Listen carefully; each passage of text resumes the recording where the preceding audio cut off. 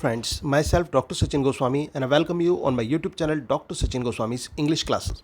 दोस्तों tricky vocab का आज डे 3 है और जैसा कि आप जानते हैं कि बिल्कुल आसान से तरीके से आपको कठिन से कठिन वर्ड्स का भी मीनिंग निकालना सिखाया जा रहा है और आपके कॉम्पिटिटिव एग्जाम के पर्पज़ से या फिर डेली लाइफ में यूज़ किए जाने के पर्पज़ से ये वर्ड्स आपके लिए बहुत बहुत इंपॉर्टेंट है। तो दोस्तों इस वर्ड सीरीज़ को आप अच्छी तरह से समझने की कोशिश करना। तो देर ना करते हुए चलते हैं अपने वर्ड्स की तरफ। सबसे पहला वर्ड दोस्तों आता है स्पिरिचुअस मुंडी। अब स्पिरिचुअस मुंडी इसको आप कैसे समझें, कैसे सॉल्व करें। दोस्तों जैसे कि आप ये वर्ड देख रहे हैं मुंडी, मुंडी को हमने क्या किया, मुंडी को हमने कंसीडर कर लिया मंडी। और मंडी में क्या मिलती है, मंडी में जो है फल मिलते हैं, सब्जी मिलती है, अनाज मिलता है, ये सारी चीज़ें मंडी में मिलती हैं ना। अब आप सोचिए स्पिरिचुअस, स्पिरिचुअस को स्पिरिट को तोड़ा, स्पिरिट मतलब आत्मा।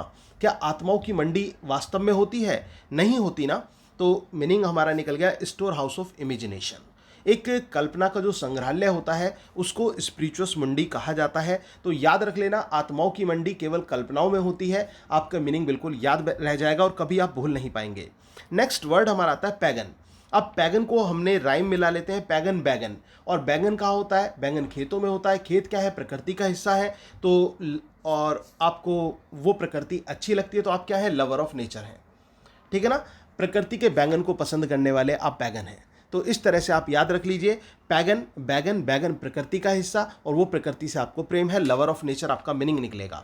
दोस्तों बहुत ही आसान तरीका है, इस तरह से आप याद करते हो तो एग्जाम में बिल्कुल एकदम स्ट्राइक होगा माइंड में। हाँ सर ने बताया था पैगन बैगन, बैगन प्रकृति से है तो प्रकृति से जुड़ा हुआ इसका मीनिंग होगा लवर ऑफ नेचर। अब बेस को कैसे समझेंगे? अब बेस को यहाँ पर करा बॉस। और आप जानते हैं बॉस का काम क्या होता है जनरली दोस्तों। बॉस जो है ना, जो उनके नीचे काम करते हैं उनको अधिकतर इंसल्ट फील कराने वाला काम करता है, चाहे वो किसी कंपनी में एचआर हो या फिर किसी कॉलेज या स्कूल में हो। अधिकतर आप देखना बॉस जो है वो अपने जो एम्प्लॉयज़ हैं उनको नीचा दिखाने की कोशिश करते रहते हैं। ये मान के चलिए तो बॉस ने क्या किया, बॉस ने डिग्रेड कर दिया। मतलब दीदी भी एक कंपनी में काम करती थी, दीदी का ग्रेड कम कर दिया। तो इस तरह से आप याद रख लेना, अबेस मतलब बॉस ने दीदी का ग्रेड कम कर लिया, तो अबेस डिग्रेड मतलब नीचा दिखाना एक तरह से। एब्डिकेट, एब्डिकेट क्या होगा? जब बॉस ने दीदी को नीचे दिखाया तो एफडी, डी मतलब दी, तो यहाँ पर डी को दी से तोड़ा, केट मीन्स कट कर दिया हमने। दीदी ने क्या कर दिया? कट कर दिया, जॉब को कट कर दिया तो छोड़ दिया, गिव अप कर दिया, मीनिंग निकल गया गिव अप।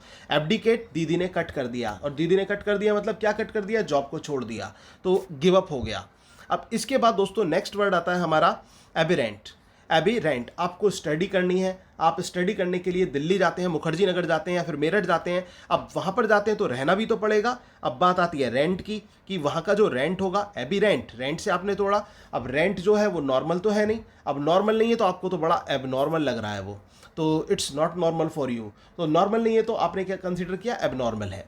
तो इस तरह से आप इसको दिमाग में बैठा लीजिए। नेक्स्ट वर्ड हमारा आता है एगोनी। क्या वर्ड है? एगोनी। राइम मिलाइए दोस्तों, जैसे हम कहते हैं ना मछली वछली, राजा बाजा, इसी तरह से अगोनी कोहनी, अगोनी कोहनी। आपकी कोहनी में चोट लग गई तो क्या होगा? दर्द होगा। तो पेन मीनिंग आ गया, एक्सेसिव पेन को बोलते हैं एगोनी। इसके बाद दोस्तों एमिएबल। एमिएबल, आपके साथ एक लड़की पढ़ती है जिसका नाम क्या है? एमी।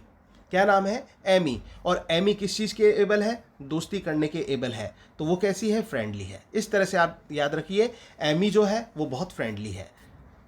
नेक्स्ट वर्ड आता है दोस्तों एलिमनी।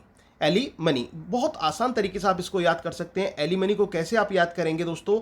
यहाँ पर ली को हमने अलग तोड़ा, मनी को अलग तोड़ा। ली मनी, क्या ली? मनी ली, तो मीनिंग आ गया। तो मनी गिवन टू लेडी, किसने मनी ली? लेडी ने ली। और दोस्तों ये एलिमनी होता क्या है? जो डाइवोर्स होता है, डाइवोर्स के बाद में जो एक भत्ता, एक कंपनसेशन दिया जाता है लेडी को उसके हस्बैंड की तरफ से, तो वो कहलाती है एलिमनी। तो ली मनी, किसने ली मनी? वो वाइफ ने ली मनी, हस्बैंड से ली। और कब ली? डाइवोर्स के बाद में ली। तो आई होप कि समझ में आ गया होगा। नेक्स्ट सेकंड लास्ट वर्ड है दोस्तों आज का हमारा, यह है एडवर्स। एडवर्स, एड क्या है? एड मतलब विज्ञापन, वर्स मतलब कविता। आप कोई पोएम जो है, आप पोएम पढ़ रहे हैं या सुन रहे हैं यूट्यूब पर, और अचानक से उसमें क्या आ गया? ऐड आ गया। अब क्या आप उस ऐड का फेवर करेंगे? नहीं ना, क्योंकि आपके लिए रेस्ट्रिक्शन हुआ है, वो एक ऑब्स्टिकल की तरह आया है। भाई हम तो स्टडी कर रहे थे, बीच में ऐड आ गया तो उसको आप अनफेवर कर रहे हैं। तो एडवर्स, वर्स के बीच में जो ऐड आया वो आपको अच्छा नहीं लगा, तो दैट इज अनफेवरेबल। इस तरह से आपका मीनिंग निकल जाएगा। अब लास्ट वर्ड आता है दोस्तों हमारा लास्ट वर्ड है हमारा एबोरिजिनल। अब ओरिजिनल की बात हम कर लेते हैं। तो अब को हमने अलग तोड़ा, ओरिजिनल को अलग तोड़ा। अब ये बताइए हमारी ओरिजिनल लैंग्वेज क्या है दोस्तों। हमारी ओरिजिनल लैंग्वेज यानी कि नेटिव लैंग्वेज की हम बात करें जो कि हिंदी है, तो मीनिंग यहीं पे आ गया नेटिव।